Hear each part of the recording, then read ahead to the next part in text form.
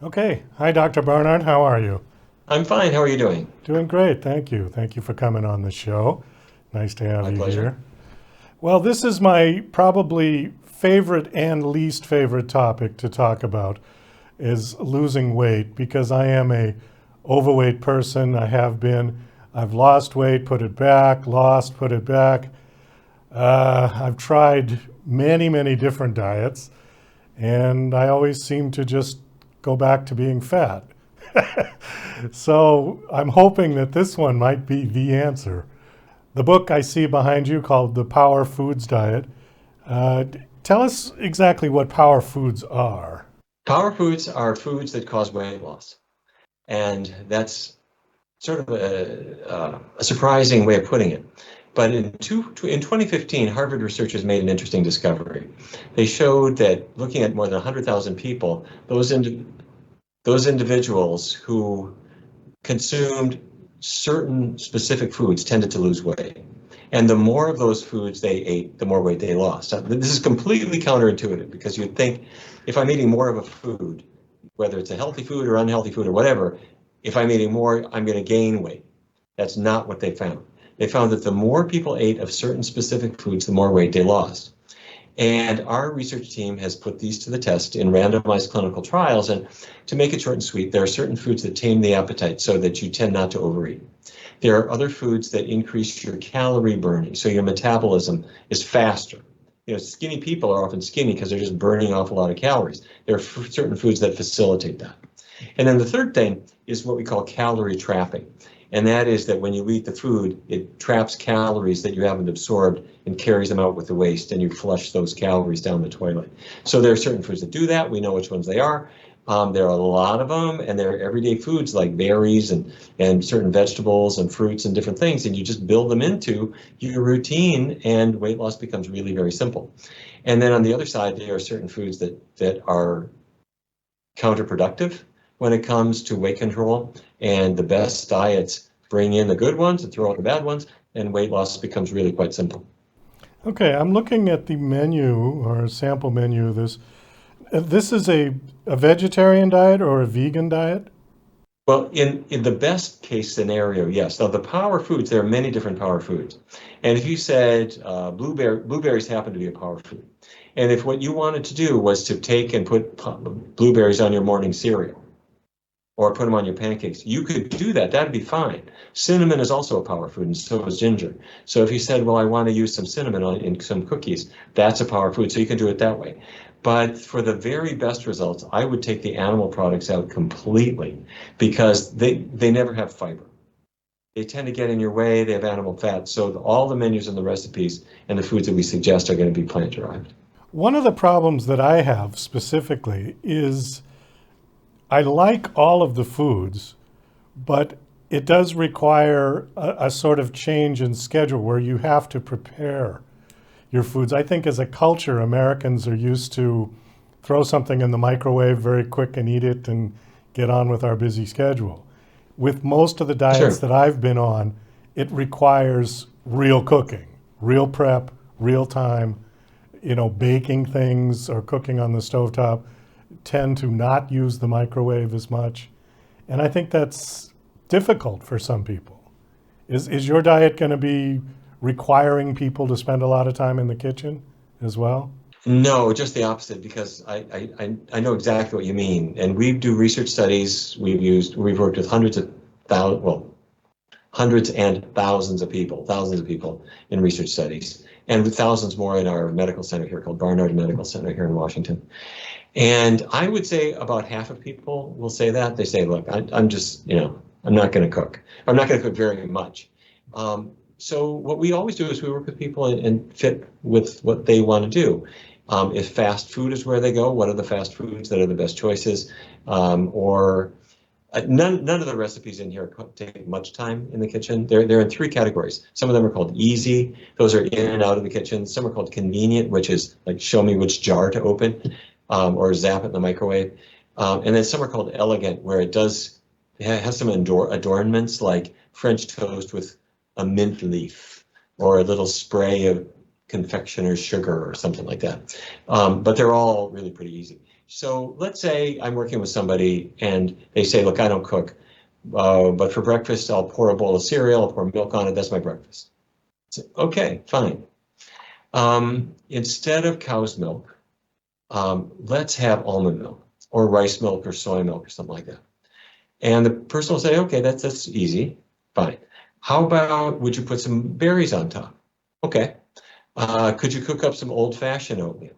Now that's going to take you 5 more minutes. But okay, pretty easy. I put the oats in a measuring cup, 1 part oats, 2 parts water, heat it to a boil, stir it up, and cook it. Now let's say I put some cinnamon on top or some berries on top of that. So you see what we're looking at. What does a person feel like doing? And what typically happens is most people can make a few minutes for breakfast or something like that. But this is, you're not making a gourmet dinner for 12 people. It's just something pretty quick and easy. So there's that. Or my French toast is really a quick one too, because the syrup you're going to make in advance. The French toast you can make in advance, and in the morning you can just zap it, or frankly you can buy frozen waffles if you want and put berries on them. I mean, that doesn't take any time. So I think you're right. I think we have to be able to serve people who don't really want to spend so much time in the kitchen. And my true confession is I am one of them. I am not a big enthusiastic cook. I want to make things that are quick and easy. I also want to have foods I like. And I think most people are like that. Potatoes and pasta. Now, those are okay, because the diets that I've been on, those were the first things that had to go.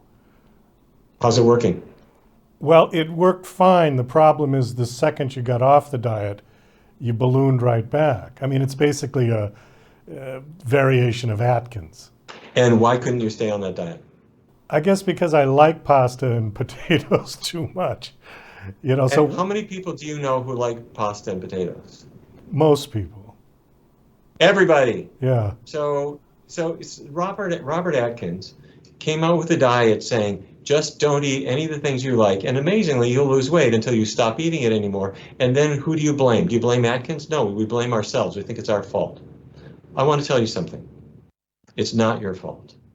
If you found that you liked pasta or that you liked potatoes and that you wanted to be able to eat them, that is fine. There's nothing wrong with that.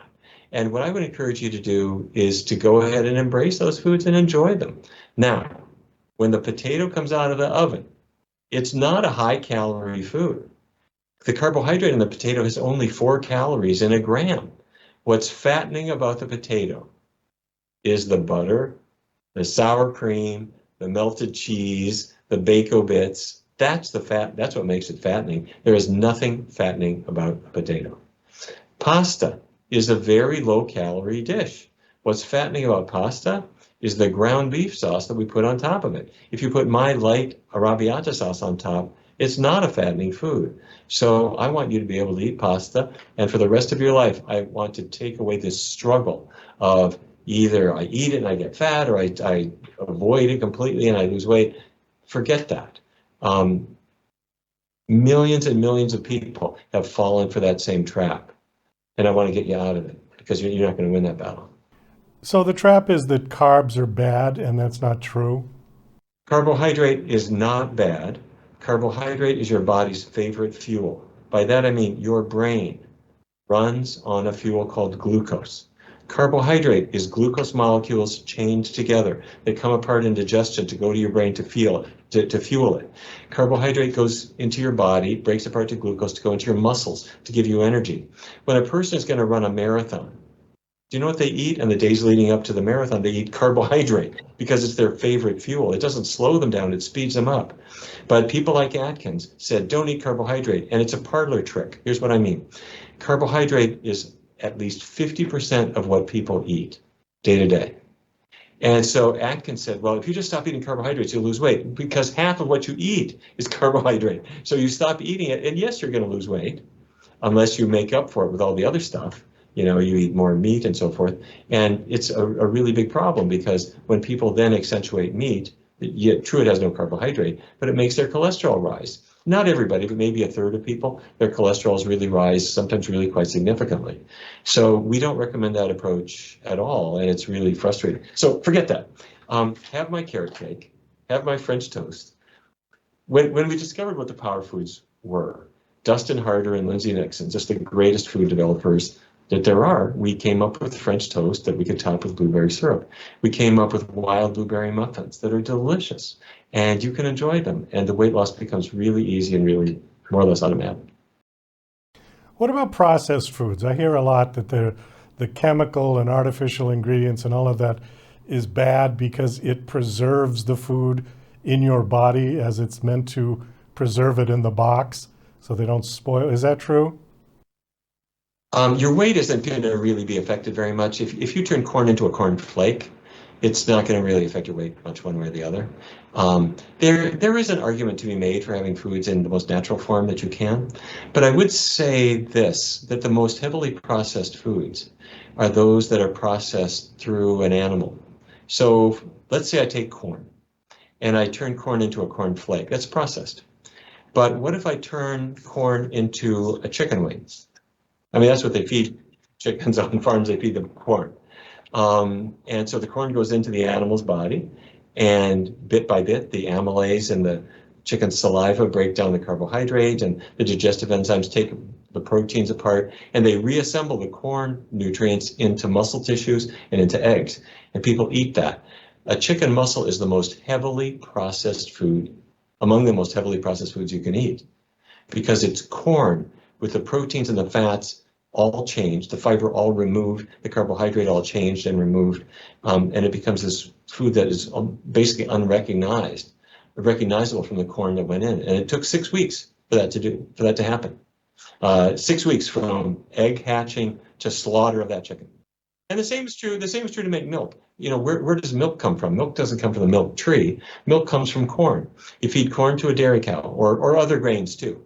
There's a lot of grains that can go into the cow's mouth, but it goes through the 4 cows' stomach compartments, through the small and large intestine, and those grains are modified into bovine proteins, bovine sugar, which is called lactose, bovine fat, which is heavily saturated, and out comes the milk.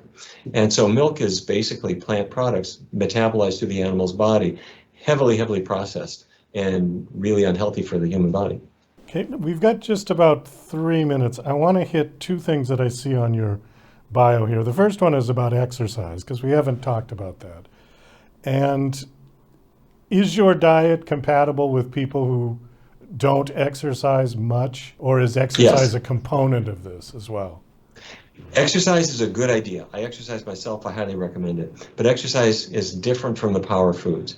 And the reason I emphasize that is when I do a research study, if I'm going to test what strawberries do for weight, I can't have the people changing their exercise. That's going to be a confounder. So we don't let our people do their exercise during a research study. And the reason that's important to say is that these foods work whether you exercise or not. Exercise is good. I think you should add it. But if you don't exercise, you'll still do well. And this is really important for people, A, with disabilities, or people who have a massive amount of overweight, so that meaningful exercise is not really very possible for them. The foods are still going to work. The last thing I wanted to bring up before we wind this down is I see Ozempic on here, and I've heard a lot of things about it, good and bad. What is your opinion of it? Ozempic is made by Novo Nordisk. Semaglutide is the generic name for it. It's a copy of something your body naturally makes. Novo Nordisk looked into the human body, and they discovered, many scientists have known this for a long time, your digestive tract makes GLP-1. You eat a meal, GLP-1 is made by your intestinal cells. It goes through the bloodstream to the brain to turn down your appetite. This is natural. Your body makes GLP-1. Novo Nordisk cannot sell GLP-1 because it's natural. So they make a synthetic compound called Wegovy or Ozempic. They're the same drug with 2 different names. And it's a synthetic copy of the GLP-1 your body makes. Now, it's ramped up, it's powerful, and it turns down your appetite too. But my point is that foods stimulate GLP-1 naturally. Now, you might be saying, do you mean that I don't need to be paying $15,600 a year for my Wegovy prescription if I can do this naturally with foods? Well, your intestinal tract makes GLP-1, but it only makes it if you eat certain foods. My research colleague, Hanna Kaliova, fed people a meat sandwich and found no GLP-1 release. GLP-1 is released in response to high fiber diets, high complex carbohydrate, but meat doesn't have either fiber or complex carbohydrate. So you can fill up with a meat burger because eventually if you eat enough of it, your stomach stretches and the pain makes you stop eating. But your GLP-1, when it's released by high fiber foods, stops you from eating before stomach stretch, before pain. And so get your GLP-1, get it naturally from foods, and the vast majority of people who are thinking about taking Wegovy do not need it, would not need it, if they would follow the kind of diet guidance that we're giving in the Power Foods diet. Well, doctor, we do have to wind this down. The book, The Power Foods Diet, has it been released? Yes, came out at the end of March, and it's on Amazon and Target and Barnes and Noble. All the online booksellers have it. And if there's a bookseller in your own neighborhood that hasn't gone out of business yet, go in and see them, because they've got the Power Foods Diet, or they can order it for you, and they'd love your business. Okay, last question. Do you have a website that you want to give out? Sure. At the Physicians Committee for Responsible Medicine, PCRM, our website is pcrm.org. Okay, great. Well, doctor, thanks so much. This is very informative, and I'm going to heed some of your advice and probably take a look at your book as well. Thank you for coming on the show. Well, if you make my carrot cake, make extra, share it with somebody you love. Thank you. Nice talking to you.